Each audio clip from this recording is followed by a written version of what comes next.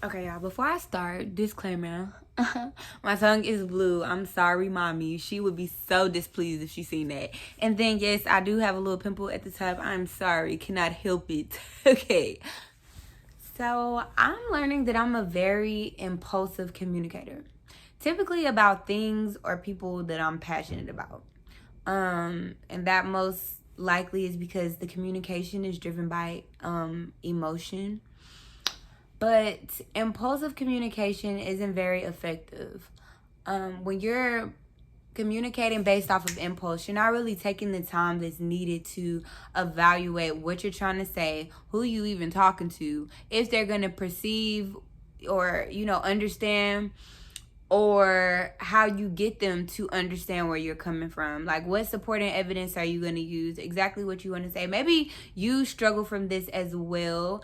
The way that you know that you struggle from this is if you often get into like debates. It could be as simple as on Twitter, or you into it with your significant other, or you trying to prove a point to your mom, or it's about politics. But afterwards, when you get home, or after the blow up or the situation, you'll think and you'll be like, dang, I should have said this, or dang, why I ain't say this, or dang, I really would have, and it's like, I ain't talking about the hateful stuff that you like, oh, I should have told him I was gonna fuck his brother. Like, not like that, but just in general, like, when you have impulsive communication, those things that you forget to say, those things that don't even cross your mind because you weren't thinking in depth enough. Like, and I think you kind of cheat yourself when you do that. Because first of all, you riled up and you're showing emotion, and you're not really listening to what the other party is saying. You're listening to respond. So they could be saying something that is actually edifying, or they could be saying something that actually has value to this communication, which come, two parties. But you're so ready to say what you have to say. And I'm saying you, but I'm talking to myself, understand? But you're so ready to say what you want to say that you're not really thoroughly communicating to where it's effective. It's just like a big ass blemish. Like, so. Like, literally.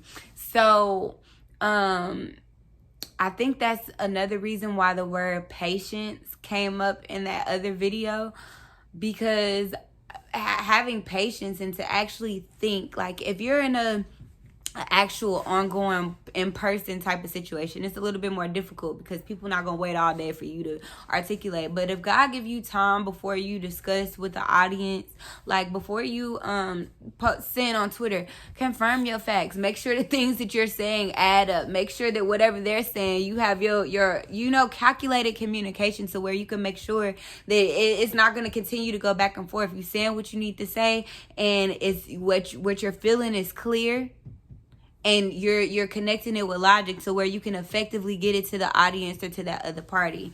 For instance, one of my friends one day, she did something that I would never do. Let me explain why.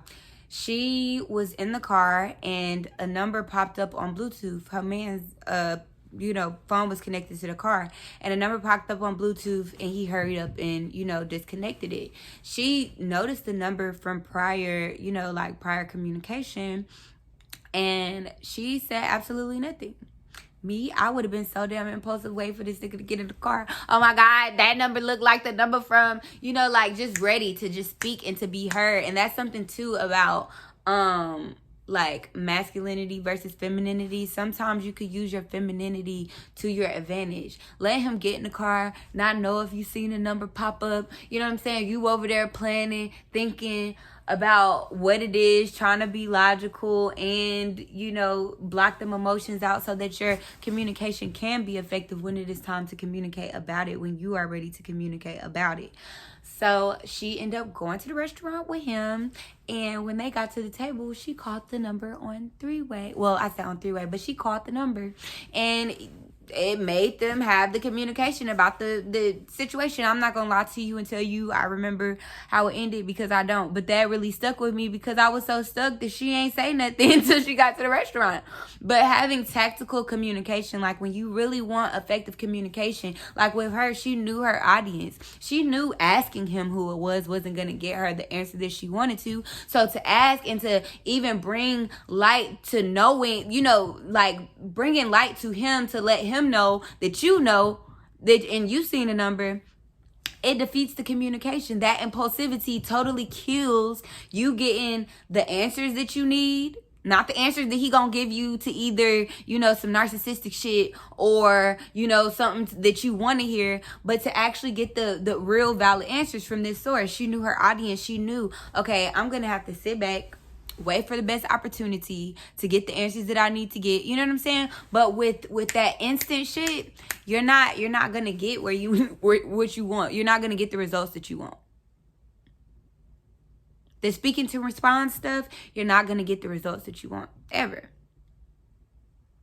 And then, too, when you're emotional, like there's some things in communication, especially when you're talking to people that you're passionate about, or you're talking about things that you're passionate about to other people. You don't want to leave a blemish from impulsivity.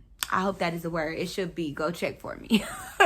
But it's certain things that you can't take back. So when you respond out of emotion, when you're saying things, jabs and forgetting who your audience is. If you know your audience is sensitive, there are certain things that you shouldn't say. Even though you feel certain ways and your emotions are peaked, the way to have effective communication is not to go, eye for an eye leaves everybody blind. You cannot always react the way that you maybe rightfully so can react, but you can't do that all the time. For actual communication, for actual progress, for actual answers, for an actual result. This not chaos. Oh, I'm preaching to myself. It's crazy how God used you to use you. No, God used you for you. Whatever.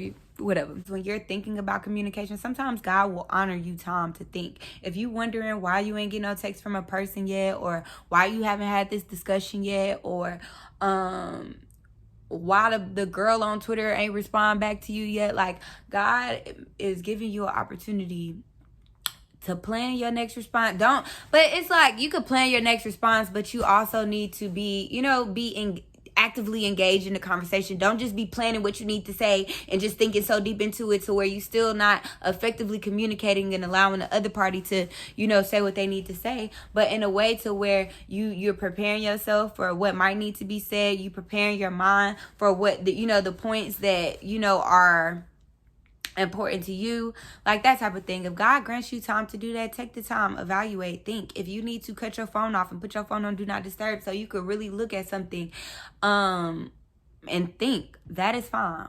I know it's hard, especially like if you have a very bright spirit. It's hard to disconnect from people. People get mad when you disconnect from them because you need some me time, but sometimes it is like definitely needed to stop and think on things, so that you don't make impulsive decisions, so that you don't have impulsive communication that will most likely not be effective. Yeah. So that's all. That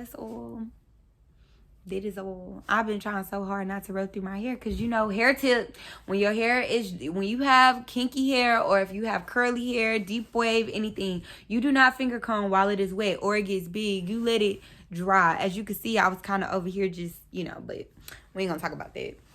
You see the little hump? We ain't gonna talk about that.